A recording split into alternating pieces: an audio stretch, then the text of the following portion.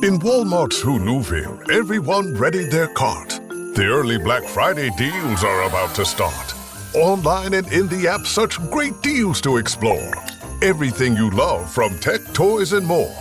The days to save and the ones to remember are the 14th to the 16th of November. The Who's are all ready, but are you? Walmart Black Friday deals await. Who knew? No one should have to choose between their own safety and their pets. But nearly half of domestic abuse survivors delay leaving because they can't bring their pets with them. Purina is helping to create more pet-friendly domestic violence shelters through the Purple Leash Project, so survivors and their pets can escape and heal together. Visit purina.com/purple to learn more.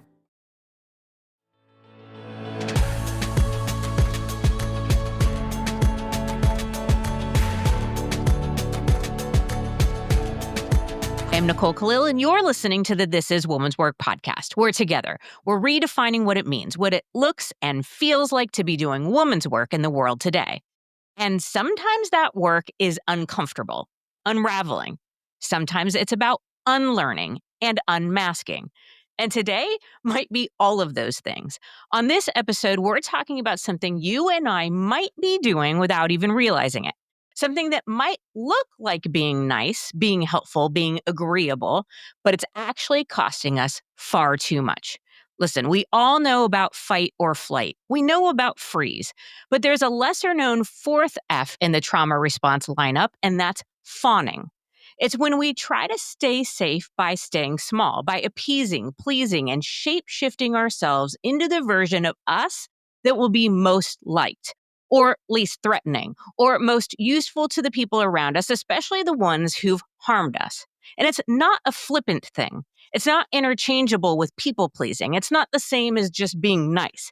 It's self-abandonment. And most of the time, we don't even know we're doing it, which scares the crap out of me because I come into this conversation thinking it's not something that I do all that often. And I'm prepared to find out otherwise. So how do we know when we're fawning? How do we tell the difference between compassion and compulsion? And most importantly, how do we unfawn? Is that even a word? Defawn? Does it matter? I don't know. How the hell do we stop doing it? Because let's be honest, the need to be liked, needed, accepted, or approved of has kept far too many of us stuck in bad relationships, bad jobs, and bad patterns. And friend, we're not doing that anymore. So joining us to help us is Dr. Ingrid Clayton, licensed clinical psychologist, trauma recovery expert, and author of Fawning: Why the Need to Please Makes Us Lose Ourselves and How to Find Our Way Back. Her blog, Emotional Sobriety in Psychology Today, has reached over 1 million readers, and she's spent more than 20 years helping people break free from trauma responses that no longer serve them. Okay, Ingrid, thank you for being our guest. And let's start with the obvious. What is fawning? Wow. Nicole, I'm riveted by your introduction. Thank you so much for having me. You covered so many bases. I was just like, yes, yes, yes. Well, I got it from your book, so I cheated a little. Okay, well, it tells you a little bit about my passion for the topic. I can't hear enough of it. So fawning, as you mentioned, is an extension of what we know about the fight, flight, or freeze responses. It's a relational trauma response, and it is context dependent. So it can look different depending on the context you're in. Sometimes it's appeasement, it's flirting, it's flattery. Sometimes it's overdoing, it's compulsive caretaking, it's leaning in and sort of loaning people your own resources in order to help them stand upright. Okay. So then for me, the next question is how to distinguish between the healthy version of that and the unhealthy version of that, because giving, caring, nurturing, these are things that are healthy and that we have been taught or told as women that we gravitate more towards. How do we know we've gone to the dark side, basically? Yeah, it's such a great question. So, first of all, fawning is a genius adaptation. I believe it is a healthy, natural, normal response to threat or ongoing harm. We're not going to stop fawning altogether, right? But to your point, what can happen, because fawning is so common with complex trauma, which is synonymous with relational trauma or childhood trauma, right? It means ongoing threats to safety, which encourage ongoing experiences of a trauma response. It becomes chronic, it becomes fixed. We think it's our personality. So many of my clients come in and they say, Ingrid, I thought I was just being nice. The distinction is they had no choice. The distinction is there was no conscious agency. There wasn't a sense of, I can assert myself, I can have an opinion. It's where we see that people are stuck. Mm. They are hitting ceilings. They're repeating relationship patterns that do not serve, and they cannot stop. Okay. So, because this is a newer concept, at least to me, I've heard fight, flight bazillion times, freeze Yeah. a little more recently, but fawning, I think I maybe only heard of twice. So, could you give us some examples or something that helps us differentiate between flight, flight, freeze, and fawn? And also, my big question there is, do we have all four? Is it normal to do all four? Do we have a default? Do some of us do none of these things? Like, walk me through how this works. Okay, so fight, flight, freeze are based on the animal defenses, right? So you look at the animal kingdom and you can look at the lion, right? He's got a fight response, right? He can roar, he can yell back, he can set healthy boundaries, get out of my territory, so to speak. There's also the flight response when you run, right? The body senses danger, it goes, Psh, I'm out of here, right? Freeze is that deer in headlights, where there's a lot of activation in the body, the heart is pumping, but the energy is stuck. You cannot move.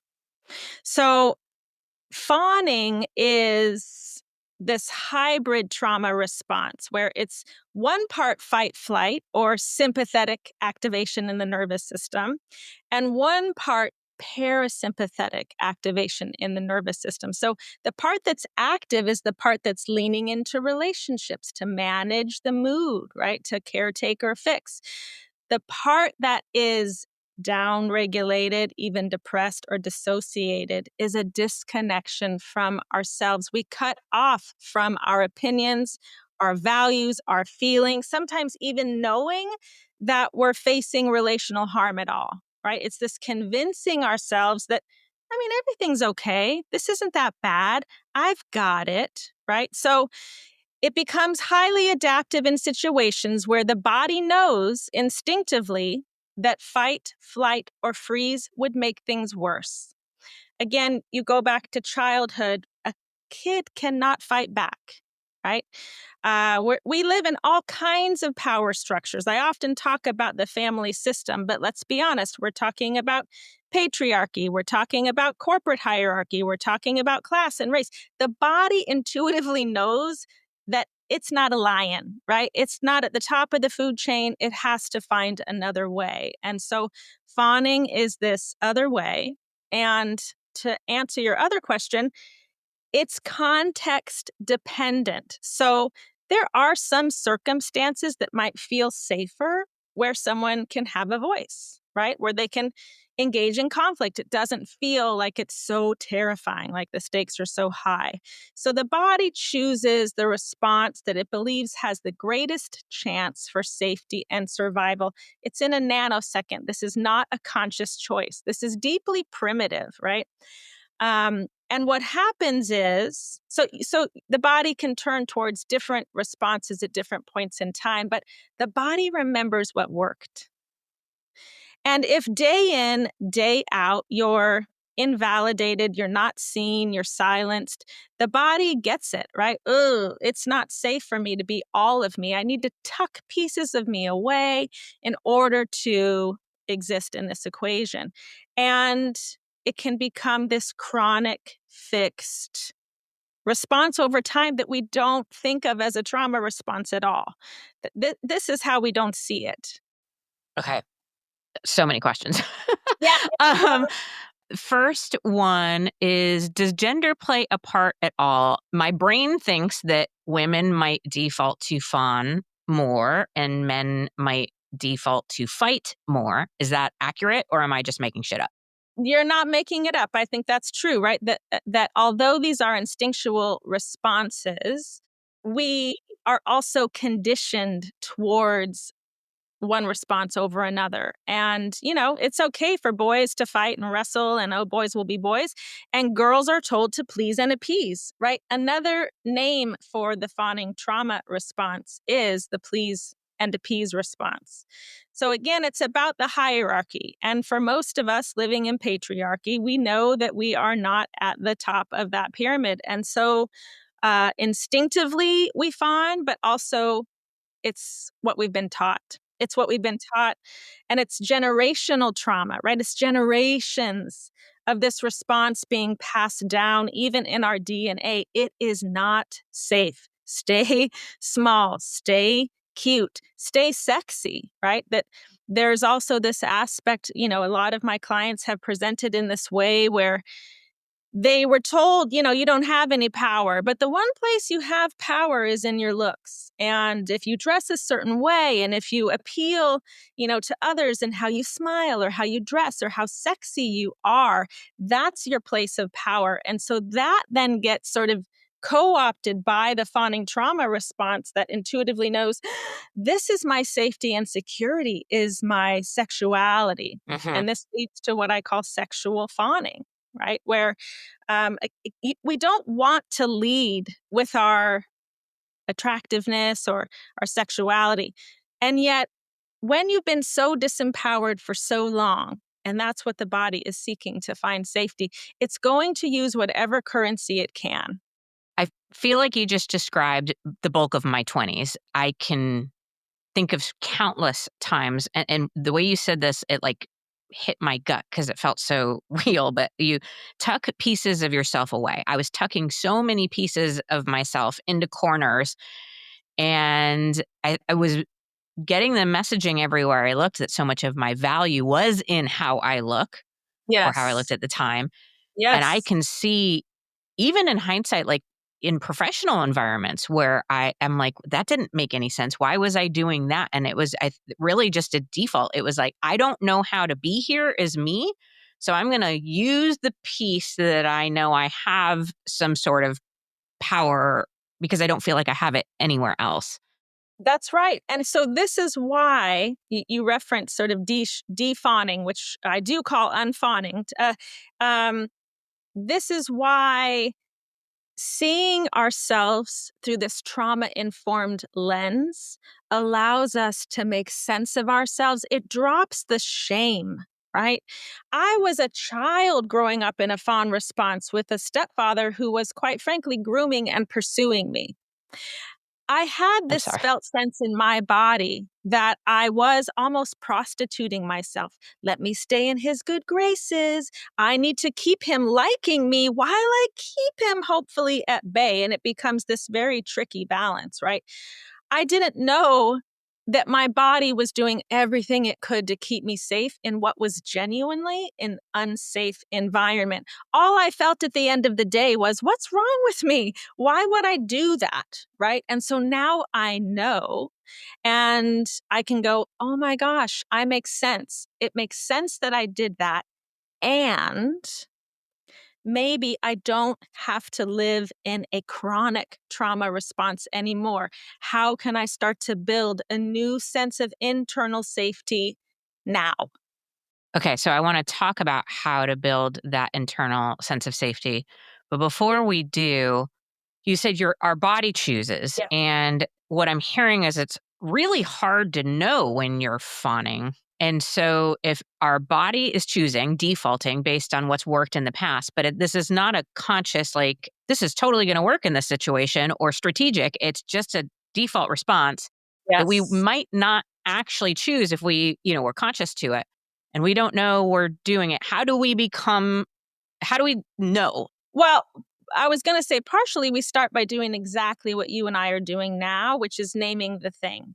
And just as your body had this deep resonance, like, I know what you're talking about. And I'll tell you right now, every woman that I've ever talked to about sexual fawning has that exact same response. They have their own personal experience with it. This is where it begins. We can't maybe see it in the moment, but we can see it in hindsight. We can Yeah. start to see the patterns. I'm conflict avoidant. Oh, I'm terrified of having a voice. Oh, I'm the one who always says, you can decide. We're so agreeable. We're the ones who constantly raise our hand to volunteer. Oh, no, I'll stay late. No, I'll do it. I got it, right? We're picking up all the pieces for all the people in our lives. We often feel resentful. We're like, when's it my turn? When am I going to have a reciprocal relationship? When are they going to see my worth? When am I going to be validated, right? And a lot of these things that I'm talking about, you can start to see that our worth, our power, our safety have all resided outside of our own body. It's like, you need to give me permission. You need to give me validation. And this is the piece that becomes so reflexive. We do it all the time. So one of the biggest pivots that we start to make, and we do this in safe places, like not in complicated relationships. You do it in the safety of your home, in your therapist's office. We start to go, okay, I have a body. I'm here right now. What do I notice in me, right? And I instinctively, as I'm talking about this, put my hand on my heart, which is this beautiful stance of self-compassion. It actually releases oxytocin, the feel-good bonding hormone, but we're releasing it by ourselves, for ourselves. In other words, we start to cultivate a different relationship to self. Maybe the question is, if I were allowed to feel a certain way about this thing, how might I feel? Right? What do I notice when I think about X, Y, and Z? And instead of turning your body to turning towards what you think about a thing, right? Notice what you experience in your body. Oh my gosh, my stomach is clenched so tight, or I feel completely numb. Doesn't matter what you find there. What matters is that we turn our attention towards ourselves. We start to cultivate this sense of internal safety. And over time, we can start to bring that to the world. And then over time, we catch ourselves in the moment and we go, I was almost gonna, reflexively do this thing. But suddenly there's like half a second, a nanosecond where we go, there's a new choice. There's a new choice that was never there before. And this is why, historically we've talked about fawning as people pleasing or codependency. And yes, these things exist. I think these are actually symptoms of a chronic fawn response. But the problem with the way that we have talked about them is that we've talked about them like conscious, rational choices. So we've given practical, conscious solutions like, well, Nicole, just raise your self-esteem. Have you tried some affirmations, right? Like just set healthy boundaries, things that make perfect sense. And then the fawner goes, what's wrong with me? Why can't I do that? Well, you can't do it because you don't have a sense of internal safety in your own body. The stakes feel too high. It feels too threatening. You're never going to override that nervous system with whatever opinions your brain might have of like, well, come on, let me just do it differently. So by dropping all of this into the roots of the body, the nervous system, where we always prioritize safety and survival over all else, we finally have an opportunity to move that needle. If you're anything like me, drinking enough water every day sounds great in theory, right up there with getting 8 hours of uninterrupted sleep and folding the laundry right away, which is why I found a smarter way to stay hydrated with Cure. Cure hydration packs are clean and simple, plant-based electrolytes, no added sugar, and just 25 calories. They hydrate better than water alone, and get this, they actually taste good. My favorite flavor is lemonade, but they have several great flavors that you can try, which make drinking water feel like less of a chore. They even have a Cure Hydration variety pack for kids. JJ uses them over long practices or tournament weekends, and honestly, I use them then too, because hauling kids around to all of their activities should qualify as a sport. Listen, staying hydrated isn't just about water. You also need electrolytes. That's why I love Cure. It's clean, tastes great, and actually works. And for This Is Woman's Work listeners, you can get 20% off your first order at curehydration.com/woman's work with code Woman's Work. And if you get a post-purchase survey, make sure to let them know you heard about Cure right here. It really helps support the show. Don't just drink more water, upgrade it with Cure. This is Jason Momoa, and I'll be your finance professor today. Welcome to Banking Smarter 101 with Chime. Bam! First lesson, sign up for Chime and set up direct deposit. You'll be joining millions of members banking fee-free. Second lesson, get cash back on eligible purchases while building credit and a higher APY on your savings. That's how you bank smarter this season. Fa-la-la-la-la, class dismissed. Join Chime today. Chime is a financial technology company, not a bank. Banking services and a secure Chime Visa credit card provided by the Bancorp Bank N.A. or Stride Bank N.A. Members FDIC. Optional services and products may have fees or charges. Details at chime.com/feesinfo. With a qualifying direct deposit, earn 1.5% cash back on eligible secure Chime Visa credit card purchases. On-time payment history may have a positive impact on your credit score. Results may vary. APY means annual percentage yield. Learn about credit building and more at chime.com. Does it ever feel like you're a marketing professional just speaking into the void? But with LinkedIn ads, you can know you're reaching the right decision makers, a network of 130 million of them, in fact. You can even target buyers by job title, industry, company, seniority, skills, and did I say job title? See how you can avoid the void and reach the right buyers with LinkedIn ads. Spend $250 on your first campaign and get a free $250 credit for the next one. Get started at linkedin.com/campaign. Terms and conditions apply.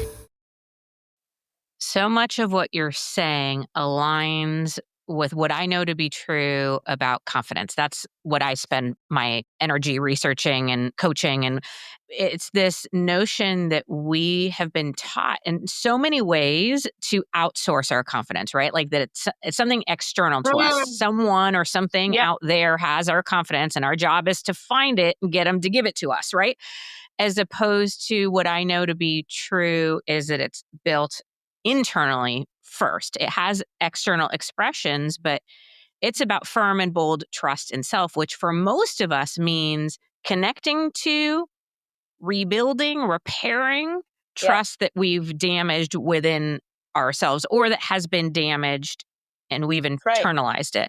So, and I'm so glad that you said it's not as simple as like do affirmations, because for many of us, affirmations just feel like we're lying to ourselves, right? And you talked about a few ways. I love that hand on heart. What are some, you said this, I want to reiterate, therapist can be helpful, but what are some things that we can do to begin to rebuild or repair, if needed, the damage that's been done so that we can begin to have some outward expressions of it, so that we can begin to set a boundary or stand up for ourselves or what have you, or walk away from a relationship that's not serving us? Yes, I was just flooded with so many things I wanted to say, so we'll see what comes in what order. But, I love your work about confidence and how it maps out over this process. And essentially what you were saying is from a trauma therapy lens, we would say it's a bottom-up process, not a top-down process, which is why sometimes talk therapy alone as a top-down process does not get us where we need to go. So because it's bottom up, it's in your body, and your body is different from someone else's body, the process is probably going to look different. But some themes are, again, noticing. We don't use the language in trauma therapy of what do you think about that? We say, what are you experiencing right now? What are you noticing? And along those lines, I say, notice the nudges, notice the callings, notice what you're drawn to. Even if it's like, I'm jealous of that person. You go, well, what are you jealous about? Like, what's interesting over there? Could you let yourself sort of linger in that space of like, what is it about that feels important to me, right? These are the seeds of building this new relationship to self is noticing, pausing, being curious. And these are things that we all have available to us in this moment. From a nervous system perspective, we do have to start to build a different sense of regulation and safety in the world. One of the things that I give to just about every client is based on Peter Levine's work. He's the founder of somatic experiencing, body-based trauma therapy, and it's called orienting. Animals, his work is all based on, animals in the wild. Like, why aren't they walking around traumatized all the time? Well, in part because they are oriented through their senses, which is the language of the nervous system, all the time. So we go, when was the last time my feet touched the actual ground, right? Can I spend more time in nature? But even if you're just sitting in your apartment with no windows, can you orient with your senses? Look around slowly, notice what you see. Most of us are on autopilot most of the time. We don't notice anything, right? That signals Autopilot essential. and numbed, right? We've been Exactly. numbed. We're on our phones, we're scrolling, ding, ding, ding, ding, ding. So putting that down and just letting your senses put you in present time and place. Okay, so for the traumatized body that feels like it's going to happen again, I'm going to get in trouble, I don't want to make waves, putting the body in present time and place, suddenly I go, oh my gosh, I'm a 50-year-old woman, right? Like I can start to feel into the sense of right now. And oftentimes when you're just looking around, you'll see, oh, my eyes want to land on a particular thing. Maybe it's a light or a shadow. Let your gaze just linger. And you know what happens 98% of the time? I see people take a spontaneous, deep breath.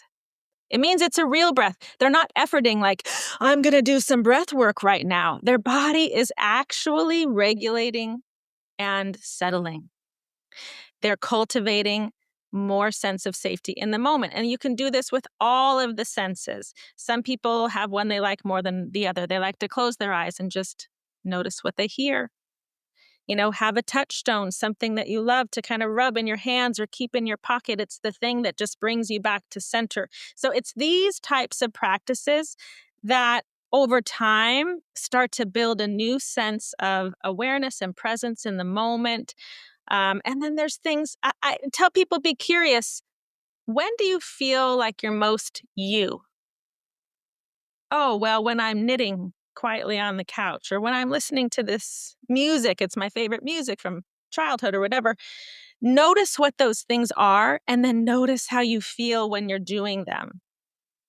And when we do that, we can start to build and grow what might be these tiny, actually, moments in our day-to-day life. We start to build them so they can expand into more of like, this is who I am in the world. Mm-hmm. Yeah. I think there's a part, as you were talking, of noticing too, when you experience or feel or know something new or true or real in your body. For me, I tear up. So as you were talking, my body knew it was hearing something that felt right and real and true and that it needed to hear. That's And right. the way I know that is it's like instantly out my eyes, right? Or I feel it in my gut. And so I think I'm asking if there's a part of this of paying attention to the experience you have when something feels right, or even the experience you have when something feels forced or wrong, and being able to distinguish the difference for yourself, because we're inundated with information and feelings and all of that. And I find for myself, one of the more powerful things is to be able to distinguish in my body. Yes. I think that's the key. It's in my body, right? Because fawning is essentially an override. It's an override. It's an adaptive override. I'm grateful for it. It's kept me safe a lot of times. But I don't want to live in override. In other words, I don't want to live in survival mode all the time, 24/7. So noticing the body, it's exactly what you're saying. I don't know who said it, but somewhere along the way, someone said, the body doesn't lie. And I go, oh, that's it, right? So your spontaneous watery eyes, that gut check of like, oh, I know that's true. This is what happens a lot of time. we second guess it. We go, is it that true? Does it really matter? Maybe I'm being ridiculous.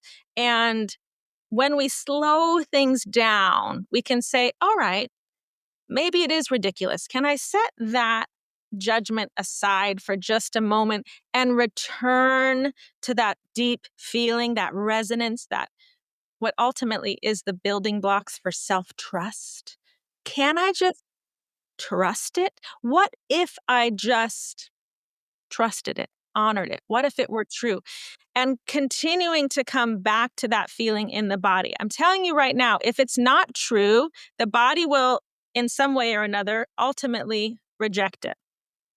If it is true, it will continue to grow and be nourished. And there's this sense of like when the body is getting the experience that it needs, right? Because the body wants to heal. The body doesn't want to live in survival mode.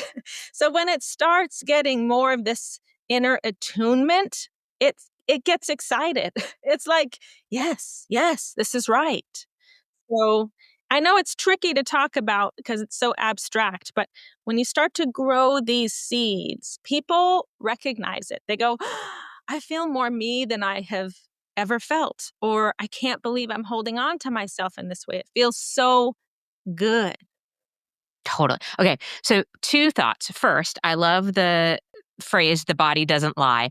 We actually, I don't know the order of release, but we just recorded an episode called Your Brain is a Filthy Liar. So, those two things together, your body doesn't lie, but your brain is a filthy liar, right? Like, and I just thought that Absolutely. it's funny because it feels true because our brain is what takes it into sometimes a dark place. But I want to go back Yeah. to a word that you used several times I think is important. You said noticing. You also talked about curiosity. I think, especially as women, we have a tendency to replace noticing with judging.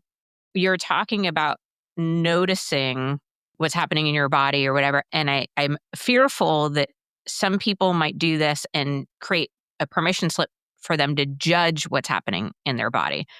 Like it's supposed to be, or what's wrong with me, or why don't I feel? Why am I numb? Why do I cry? Like any advice Yes. about keeping it in curiosity and noticing versus judging and head trash? Well, I would say maybe 100% of the time people will have that experience. And so for me, it's a reframing of the judgment as like, oh, here's my marching orders. And oh, wow, my judgment is a protector. My judgment is actually still trying to steer me away from these tucked away pieces because they're not safe in the world, right? Judgment comes in as like this last ditch effort to be like, don't go there. It wants to keep us in line to keep us safe. So, what if rather than trying to avoid the judgment or judging our judgment, we go, oh, I see you. Thank you for trying to keep me safe. But I need you to give me a little bit of space right now. These are important things I need to feel. It's really necessary for me to notice this feeling and I can handle it. And I swear, even as I'm saying this like made up scenario to you right now, I feel more space in my body to feel what I'm feeling and to be present to myself. When we stop shaming ourselves at every turn, right? You want to keep a fawn or fawning, tell them they're doing something wrong. So even in our relationship to ourselves, when we get hooked in by that judgment, like, oh God, what's wrong with me? Here I go again. If we go, okay, thank you for trying to protect me, but I have more capacity now than maybe I've ever had before, and I'm committed to growing it. So it's like just dropping in a little bit deeper. And even if all you notice is that you're judging yourself, I go, that's amazing.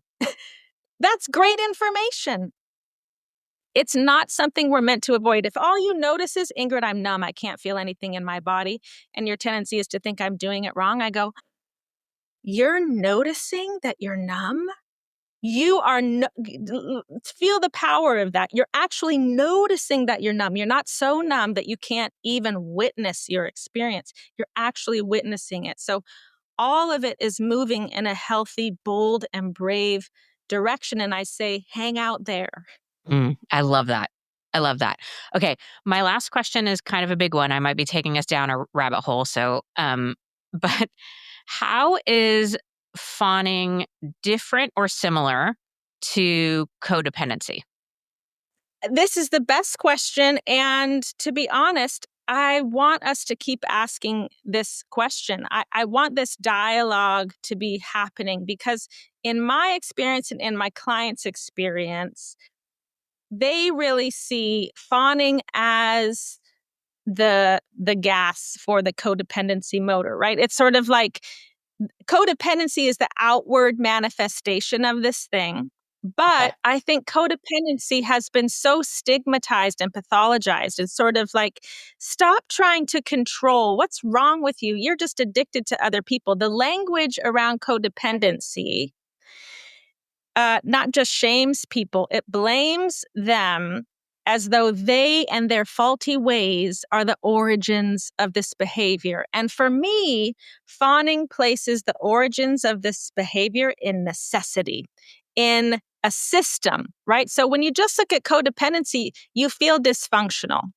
When you look at the roots of fawning, I think you go, oh my gosh, this was an adaptive response to a dysfunctional environment. That's been the piece that's missing for me.